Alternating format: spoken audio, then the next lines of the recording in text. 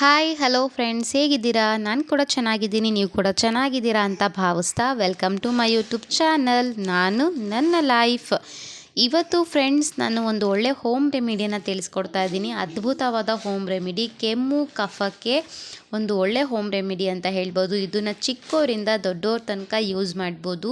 So ಬೇಗನೆ ಇನ್ಸ್ಟೆಂಟಾಗಿ ನಿಮಗೆ ರಿಲೀಫನ್ನು ಕೊಡುತ್ತೆ, ಹಾಗೆ ಕೆಮ್ಮು ಕಫ ಕಡಿಮೆ ಮಾಡುತ್ತೆ, ಬೇಗನೆ ಕಮ್ಮಿ ಆಗುತ್ತೆ.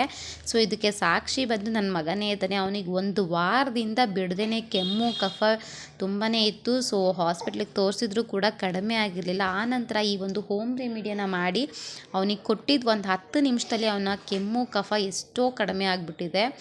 99%ವರೆಗೂ ಅವನಿಗೆ ಕಡಿಮೆ ಆಯಿತು. ಸೊ ಹಾಗಾಗಿ ಇವತ್ತು ನಾನು ನಿಮಗೆ ಕೆಮ್ಮು ಕಫಕ್ಕೆ ಒಂದು ಹೋಮ್ ರೆಮಿಡಿಯನ್ನು ತಿಳಿಸ್ಕೊಡ್ತಾ ಇದ್ದೀನಿ. ಹಾಗೆಯೇ ಈ ಒಂದು ಹೋಮ್ ರೆಮಿಡಿಯನ್ನು ನಾನು ಆಲ್ರೆಡಿ ಬ್ಲಾಗಲ್ಲಿ ಅಪ್ಲೋಡ್ ಮಾಡಿದ್ದೀನಿ. ಬಟ್ ಸಾಕಷ್ಟು ಜನ ಬ್ಲಾಗಲ್ಲಿ ನೋಡೋದನ್ನು ಇಷ್ಟಪಡೋದಿಲ್ಲ, ಬ್ಲಾಗ್ಸ್ ನೋಡೋದಿಲ್ಲ. ಸೊ ಹಾಗಾಗಿ ನಾನು ಸಪ್ರೇಟಾಗಿ ಒಂದು ವಿಡಿಯೋವನ್ನು ಮಾಡಿ ಅಪ್ಲೋಡ್ ಮಾಡ್ತಾ ಇದ್ದೀನಿ. ಸೊ ಹಾಗೆ ನೀವೇನಾದರೂ ನನ್ನ ಚಾನಲ್ನ ಫಸ್ಟ್ ಟೈಮ್ ವಿಸಿಟ್ ಕೊಟ್ಟಿದ್ದರೆ ಅಥವಾ ಸಬ್ಸ್ಕ್ರೈಬ್ ಆಗದೆ ನೋಡ್ತಾ ಇದ್ದೆ, ಪ್ಲೀಸ್ ಸಬ್ಸ್ಕ್ರೈಬ್ ಮಾಡ್ಕೊಳ್ಳಿ. ಹಾಗೆ ಪಕ್ಕದಲ್ಲಿ ಕಾಣ್ತಾ ಇರೋ ಬೆಲೈಕನ್ನ ಕ್ಲಿಕ್ ಮಾಡಿಕೊಂಡ್ರೆ ಮುಂದೆ ನಾನು ಹಾಕೋ ಇನ್ಫಾರ್ಮೇಟಿವ್ ವಿಡಿಯೋಸ್ ಆಗಿರ್ಬೋದು, ರೆಸಿಪೀಸ್ ಆಗಿರ್ಬೋದು, ಬ್ಲಾಗ್ಸ್ ಆಗಿರ್ಬೋದು, ನೀವು ತಪ್ಪದೆ ನೋಡ್ಬೋದು. ಸೊ ಫ್ರೆಂಡ್ಸ್, ಇಲ್ಲಿ ಮೊದಲಿಗೆ ನಾನು ಒಂದು ಪ್ಯಾನ್ ಅಥವಾ ಏನಾದರೂ ಒಂದು ಬಾಣಲಿ ಏನಾದರೂ ಇಟ್ಕೊಂಡು ಇವಾಗ ನಾನು ಸ್ವಲ್ಪ ಮೆಣಸು ಕಾಳನ್ನು ಹುರ್ಕೊತಾ ಇದ್ದೀನಿ. ಸೊ ಇದನ್ನು ಚೆನ್ನಾಗಿ ಒಂದು 5 ನಿಮಿಷಗಳ ಕಾಲ ಹುರ್ಕೊಳ್ಳಿ. ಸೊ ಫಸ್ಟಿಗೆ ಮೆಣಸನ್ನು ಹಾಕ್ಕೊಂಡು ಸ್ವಲ್ಪ ಚೆನ್ನಾಗಿ ಹುರ್ಕೊಳ್ಳಿ. ನಿಮಗೆ ಎಷ್ಟು ಬೇಕೋ ನೀವು ಅಷ್ಟು ಕ್ವಾಂಟಿಟಿಯಲ್ಲಿ ಹಾಕ್ಕೊಬೋದು. ಸೊ ಇವಾಗ ನಾನು ಸ್ವಲ್ಪ 5 ನಿಮಿಷ ಕಾಲ ಮೆಣಸನ್ನು ಸ್ವಲ್ಪ ಚೆನ್ನಾಗಿ ಹುರ್ಕೊಂಡಿದ್ದ ಮೇಲೆ ನಾನು ಇವಾಗ ಸ್ವಲ್ಪ ಲವಂಗವನ್ನು ಸೇರಿಸ್ತಾ ಇದ್ದೀನಿ.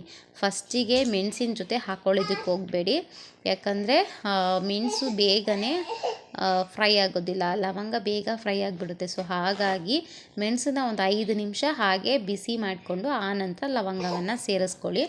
ಸೊ ಇವಾಗ ಎರಡನ್ನೂ ಕೂಡ ಚೆನ್ನಾಗೇ ಹುರ್ಕೊಳ್ಳಿ. ನೀವು ಸಪ್ರೇಟ್ ಲವಂಗನಾದರೂ ಹುರ್ಕೊಂಡು ಇಟ್ಕೋಬೋದು, ಹಾಗೆ ಮೆಣಸನ್ನು ಕೂಡ ಹುರ್ಕೊಂಡು ಇಟ್ಕೊಬೋದು. ಹಾಗೆ ಇವಾಗ ಲವಂಗವನ್ನು ಚೆನ್ನಾಗೇ ಸೇರಿಸಿದ್ದೀವಿ, ಹುರ್ಕೊಳ್ಳಿ. ಅದು ತುಂಬ ಬೂಸ್ಟ್ ಹಿಡ್ದಿರೋ ರೀತಿ ವೈಟ್ ಕಲರ್ ಆಗಬೇಕು. ನೋಡಿ, ಇಲ್ಲಿ ನಾನು ತೋರಿಸ್ತಿದ್ದೀನಿ. ಸೊ ಈ ರೀತಿ ಆಗಬೇಕು ಲವಂಗ. ನೋಡಿ, ಬೂಸ್ಟ್ ಆಗಿರೋ ರೀತಿ ಕಾಣಿಸುತ್ತೆ ಮತ್ತು ವೈಟಾಗಿ ಕಾಣಿಸ್ತಾ ಇರುತ್ತೆ ಲವಂಗ. ಸೊ ಆ ರೀತಿ ಆಗೋವರೆಗೂ ಕೂಡ ಚೆನ್ನಾಗಿ ಅದನ್ನು ಹುರ್ಕೊಳ್ಳಿ. ಹಾಗೆ ಫ್ರೆಂಡ್ಸ್, ಇನ್ನೊಂದು ಏನು ಅಂದರೆ ಇದನ್ನೆಲ್ಲ ಲೋ ಫ್ಲೇಮ್ ಇಟ್ಕೊಂಡೆ ಚೆನ್ನಾಗಿ ಹುರ್ಕೊಳ್ಳಿ. ಹೈ ಫ್ಲೇಮ್ ಇಟ್ಕೊಳ್ಳೋಕೆ ಹೋಗಬೇಡಿ, ಯಾಕಂದರೆ ಫುಲ್ ಮೇಲ್ಗಡೆ ಎಲ್ಲ ಸೀದೋಗಿಬಿಡುತ್ತೆ. ಸೊ ಹಾಗಾಗಿ ಲೋ ಫ್ಲೇಮ್ ಇಟ್ಕೊಂಡೇ ಈ ರೀತಿ ಹುರ್ಕೊಳ್ಳಿ. ಆನಂತರ ಇವಾಗ ನಾನು ಚೆನ್ನಾಗಿ ಹುರ್ಕೊಂಡು ಒಂದು ಪ್ಲೇಟ್ಗೆ ಎತ್ತಿಟ್ಕೊಂಡಿದ್ದೀನಿ. ಸೊ ನೋಡ್ತಾ ಇರ್ಬೋದು ನೀವು. ಸೊ ಮೆಣಸು ಹಾಗೆ ಲವಂಗ ನೀವು ಎಷ್ಟು ಬೇಕೋ ಅಷ್ಟು ನೀವು ಸೇರಿಸ್ಕೊಬೋದು. ತುಂಬಾ ಒಳ್ಳೆಯ ಹೋಮ್ ರೆಮಿಡಿ, ಖಂಡಿತ ಟ್ರೈ ಮಾಡಿ, ಬೆಸ್ಟ್ ರಿಸಲ್ಟ್ ಸಿಗುತ್ತೆ ನಿಮಗೆ. ಸೊ ಇವಾಗ ಏನು ನಾನು ಹುರ್ಕೊಂಡು ಇಟ್ಕೊಂಡಿದ್ನೋ ಲವಂಗ ಹಾಗೆ ಕರಿಮೆಣಸನ್ನು ಚೆನ್ನಾಗಿ ಪೌಡ್ರ್ ಮಾಡ್ಕೊಂಡಿದ್ದೀನಿ. ನೀವು ನೋಡಿ, ಈ ರೀತಿ ಜಾರ್ನಲ್ಲಿ ಹಾಕ್ಕೊಂಡಾದರೂ ಪೌಡ್ರ್ ಮಾಡ್ಕೊಬೋದು ಅಥವಾ ಕುಟ್ಟಣಿಗೆ ಸಹಾಯದಿಂದ ಚೆನ್ನಾಗೇ ಕುಟ್ಕೊಬೋದು.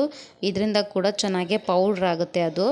ನಾನಿಲ್ಲಿ ಕುಟ್ಟಣಿಗೆ ಸಹಾಯದಿಂದ ಚೆನ್ನಾಗಿ ಪೌಡ್ರ್ ಮಾಡ್ಕೊಂಡಿದ್ದೀನಿ, ಯಾಕಂದರೆ ಮೊದಲಿಗೆ ಹುರ್ಕೊಂಡೋದ್ರಿಂದ ಚೆನ್ನಾಗೇ ಪೌಡ್ರ್ ಆಗುತ್ತೆ, ಏನೂ ಪ್ರಾಬ್ಲಮ್ ಆಗೋದಿಲ್ಲ. ಸೊ ಹಾಗೆ ಇಲ್ಲಿ ನಾನು ಶುಂಠಿಯನ್ನು ತೊಗೊಂಡಿದ್ದೀನಿ.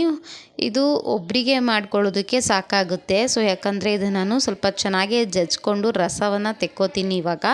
ಸೊ ನೋಡಿ, ಈ ರೀತಿ ಚೆನ್ನಾಗಿ ಜಜ್ಜಿಕೊಂಡು ಅದನ್ನು ರಸ ತೆಗೆದಿಟ್ಕೊಂಡಿದ್ದೀನಿ. ನೀವು ಇನ್ನೂ ಜಾಸ್ತಿ ಬೇಕು ಕ್ವಾಂಟಿಟಿಯಲ್ಲಿ ಮಾಡ್ಕೊಬೇಕು ಅಂದರೆ ನೀವು ಶುಂಠಿಯನ್ನು ಮಿಕ್ಸಿಗೆ ಹಾಕ್ಕೊಂಬಿಟ್ಟು ಒಂದು ರೌಂಡ್ ತಿರುಗಿಸ್ಬಿಟ್ಟು ಆನಂತರ ನೀವು ರಸವನ್ನು ತೆಕ್ಕೊಂಡ್ರೆ ಜಾಸ್ತಿ ಕೂಡ ನೀವು ಮಾಡ್ಕೊಬೋದು. ಸೊ ಒಬ್ರಿಗಾದರೆ ಈ ರೀತಿ ಚೆನ್ನಾಗಿ ಜಜ್ಜಿಕೊಂಡು ಹಾಗೆ ರಸ ತೆಗೆದು ಇಟ್ಕೊಂಡಿದ್ದೀನಿ. ಸೊ ಇವಾಗ ಶುಂಠಿ ರಸಕ್ಕೆ ನಾನು ಇವಾಗ ಏನು ಪುಡಿ ಮಾಡಿ ಇಟ್ಕೊಂಡಿದ್ದೀನಿ, ಪೌಡ್ರ್ ಮಾಡಿ ಇಟ್ಕೊಂಡಿದ್ದೀನಿ, ಲವಂಗ ಮತ್ತು ಏನು ಮೆಣಸಿನ ಪೌಡ್ರನ್ನು ನಾನು ಸೇರಿಸ್ತಾ ಇದ್ದೀನಿ. ಒಂದು 2ರಿಂದ 3 ಚಿಟಿಕೆಯಷ್ಟು, ಒಂದು 1/4 ಸ್ಪೂನಷ್ಟು ನಾನು ಸೇರಿಸ್ತಾ ಇದ್ದೀನಿ. ಸೊ ಇದನ್ನು ನೋಡಿ, ಶುಂಠಿ ರಸಕ್ಕೆ ಸೇರಿಸ್ಕೊಂಡು ಚೆನ್ನಾಗೇ ಮಿಕ್ಸ್ ಮಾಡ್ಕೊಬೇಕು. ಹಾಗೆಯೇ ಇದಕ್ಕೆ ನಾನು ಇವಾಗ ಜೇನುತುಪ್ಪವನ್ನು ಸೇರಿಸ್ತಿದ್ದೀನಿ. ಒಂದು ಸ್ವಲ್ಪ ಜೇನುತುಪ್ಪವನ್ನು ಸೇರಿಸ್ಕೊಡಿ, ಚೆನ್ನಾಗಿ ಪ್ಯೂರಾಗಿರೋ ಜೇನುತುಪ್ಪವನ್ನೇ ತೊಗೊಳ್ಳಿ. ಸೊ ಇವಾಗ ಚೆನ್ನಾಗಿ ಎಲ್ಲವನ್ನು ಮಿಕ್ಸ್ ಮಾಡ್ಕೊಳ್ಳಿ. ಎಲ್ಲವೂ ಚೆನ್ನಾಗಿ ಹೊಂದ್ಕೋಬೇಕು, ಆ ರೀತಿ ಚೆನ್ನಾಗಿ ಮಿಕ್ಸ್ ಮಾಡ್ಕೊಳ್ಳಿ. ನೋಡಿ, ಇಲ್ಲಿ ನೋಡ್ತಾ ಇರ್ಬೋದು ನೀವು, ಈ ರೀತಿ ಚೆನ್ನಾಗೇ ಮಿಕ್ಸ್ ಮಾಡ್ಕೊಳ್ಳಿ ಅದನ್ನು. ಸೊ ಇವಾಗ ಚೆನ್ನಾಗೇ ಮಿಕ್ಸ್ ಆಗಿದೆ. ಇವಾಗ ಹೋಮ್ ರೆಮಿಡಿ ರೆಡಿ ಆಗಿದೆ. ಸೊ ಈ ಒಂದು ಹೋಮ್ ರೆಮಿಡಿಯನ್ನು ಕುಡಿಯೋದ್ರಿಂದ ನಿಜವಾಗ್ಲೂ ಬೇಗನೆ ಕೆಮ್ಮು ಕಫ ಏನೇ ಶೀತ ಇದ್ದರೂ ಕೂಡ ಬೇಗ ಕಡಿಮೆ ಆಗುತ್ತೆ. ಸೊ ಈಗ ಅಮ್ಮಗೆ ನಾನು ಕೊಡ್ತೀನಿ, ನೋಡಿ ನೀವು ಇವಾಗ ಅವನು ಕೆಮ್ತಾ ಇದ್ದಾನೆ, ಎಷ್ಟು ಬೇಗ ಕಡಿಮೆ ಆಗುತ್ತೆ ಅಂತ. ತೆಗಿಯೋದನ್ನ ಕುಡಿ. ಅಯ್ಯೋ ಅಯ್ಯೋ ಅಯ್ಯೋ ಇಂದಮ್ಮ ಏನು ನೋಡ್ಕೊಂಡು ಕುಡ್ಬಿಡು. ಆಯ್ತು ಈ ಕುಡಿ ಕಮ್ಮಿ ಆಗುತ್ತೆ, ಇದು ಕುಡಿದ್ರೆ ಕಮ್ಮಿ ಆಗುತ್ತೆ.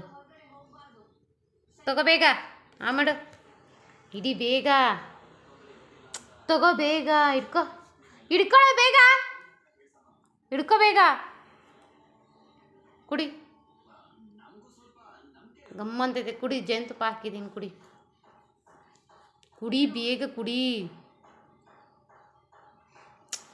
ಮಾಡು, ನಾನು ಹಾಕ್ತೀನಿ ಎಲ್ಲ. ಮಾಡು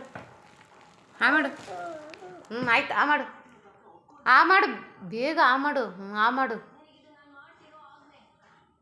ಮಾಡು ಬೇಗ.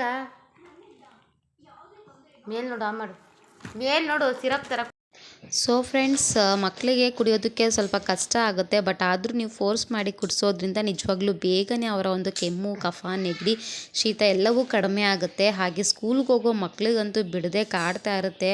ಸೊ ಈ ಒಂದು ಕೆಮ್ಮು ಶೀತ ನೆಗಡಿ ಎಲ್ಲ, ಸೊ ಹಾಗಾಗಿ ಮಾಡಿಕೊಡೋದ್ರಿಂದ ಬೇಗನೆ ಇನ್ಸ್ಟೆಂಟ್ ನಿಮಗೆ ರಿಸಲ್ಟ್ ಸಿಗುತ್ತೆ. ಸೊ ಹಾಗೆ ದೊಡ್ಡವರಿಂದ ಚಿಕ್ಕವ್ರ ತನಕ ಕುಡಿಬೋದು, ಏನೂ ಪ್ರಾಬ್ಲಮ್ ಆಗೋದಿಲ್ಲ. ಸೊ ಹಾಗೆ ಕುಡಿದ ನಂತರ ಒಂದು 10 ನಿಮಿಷಗಳ ಕಾಲ ಮಗುಗೆ ಯಾವುದೇ ನೀರನ್ನು ಕೊಡಬೇಡಿ, ಬೇಗನೆ ಕಡಿಮೆ ಆಗುತ್ತೆ. ಸೊ ಈ ಒಂದು ಯೂಸ್ಫುಲ್ ರೆಮಿಡಿ ನಿಮ್ಗೆ ಇಷ್ಟ ಆಗಿದ್ದಲ್ಲಿ ಒಂದೇ ಒಂದು ಲೈಕ್ ಕೊಡಿ, ನಿಮ್ಮ ಫ್ಯಾಮಿಲಿ ಫ್ರೆಂಡ್ಸ್ ಜೊತೆ ಶೇರ್ ಮಾಡ್ಕೊಳ್ಳಿ, ಹೀಗೆ ಸಪೋರ್ಟ್ ಮಾಡ್ತಾ ಇರಿ. ನಾನು ಮತ್ತೆ ಸಿಗ್ತೀನಿ ಇನ್ನೊಂದು ಇಂಟ್ರೆಸ್ಟಿಂಗ್ ವ್ಲಾಗ್ ಜೊತೆ. ಅಲ್ಲಿವರೆಗೂ keep watching, keep smiling. Thank you, bye.